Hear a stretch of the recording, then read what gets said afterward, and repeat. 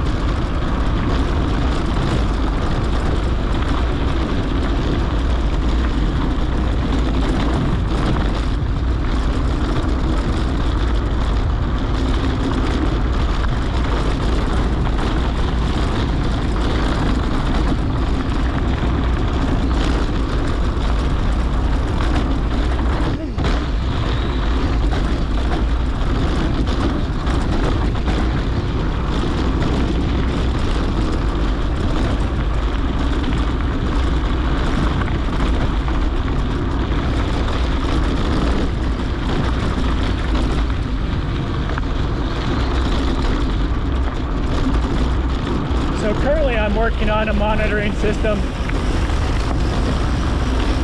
for our electric vehicle chargers. So in the past I've been doing more control, you know, the feedback control systems, but now it's monitoring.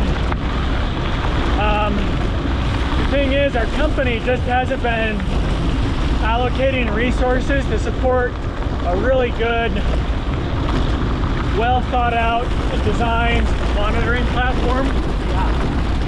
So what I've done, okay, so 2 years ago, you know, I already have a sun power monitoring system, but it just doesn't capture everything that I want. And there's a few other systems that I've done some monitoring in the house. So I've created my own monitoring system for my home system. Oh, really? For my solar, energy consumption, and then I have like air. You have your energy consumption monitor from your inverter? From the inverter, and then I also have a separate meter, an AccuVim meter, and then a watt node meter. And so I wanted to get all that stuff on the same plots. And then I've also, you know, when we've had the bad air days, Yeah. I got some air monitoring sensors. Oh, really? Kind of like that purple air thing. Yeah.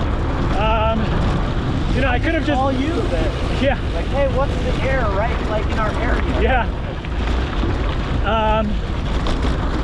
So I could have just bought a purple air thing, but it was kind of expensive, and I also just wanted to tinker. And so I just got the base components and put it together.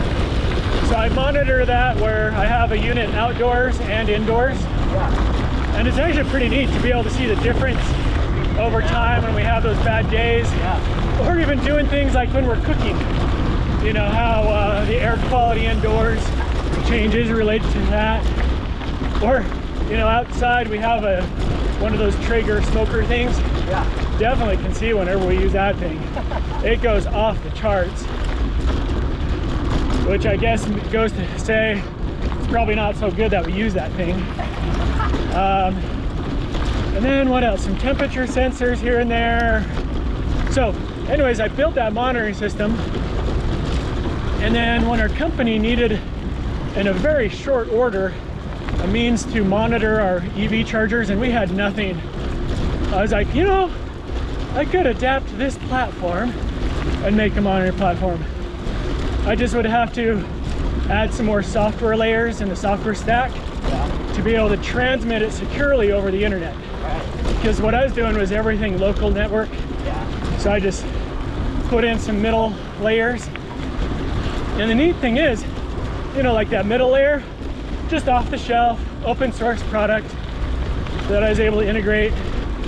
And then my UI front end, it's a product called Grafana. What's it called? Grafana. It's become really popular in IT to monitor, you know, your fleet of servers, various metrics from different things, and it just is very flexible. Yeah. So I can feed it some data into a certain database and just very easily create my own SQL queries to pull the data out of my time series database. Yeah. And it just works. And so we've actually, at our company, have been using that to monitor internally all of our charging systems so far. And I keep asking, you know, if we had more headcount, if we had more resources, we could build on this and make more features, make it enterprise class, make it so we can also share it with customers, because right now it's just an internal tool. Yeah. So that way engineers or service personnel can be able to see the status and get alerts on faults and things like that. Yep. And it's like, I'm also just the only one that's working on it. What happens if I get another job? You guys won't have anyone that knows how to run it. So it's been really hard. That's your platform. Yeah, yeah. So it's been fun working on that. Negotiate with them, say like, hey, you use this in your company. Yeah, You need to buy this yeah. property from. Well, the thing is though, I'm shutting this thing down.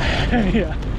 Well, the thing is, it's got like that UI front end Grafana, Yeah. which helps you very quickly be able to create dashboards and have plots over time with different metrics. And there's other panels of, you can do various types of other charts and things. But then you find its limitations. You know, it's streamlined to do some certain functions really well, but then you can't really go deeper like you would if you just totally rolled your own web page.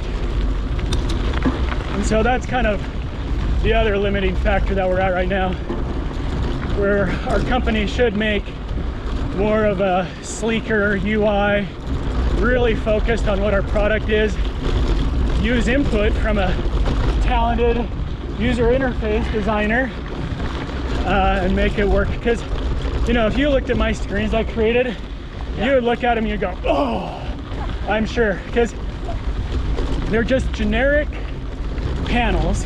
Yep. And I'm just feeding data into it. It's not highly optimized for the specific applications and uses. It's engineering data. You know, it's great to see the engineering data, but it's not great for general Joe Schmo. Well, you know what you're looking at. Exactly. That's the difference. And the same with the service folks and the other engineers. We're looking at our volts and amps and kilowatt hours and status codes and fault codes. It works well for that. But as another coworker in the past used to say, it doesn't have the glitz and sizzle like you would with a nice customer-oriented UI. Well, so SunPower, my SunPower app. Yeah, and I have that on my phone.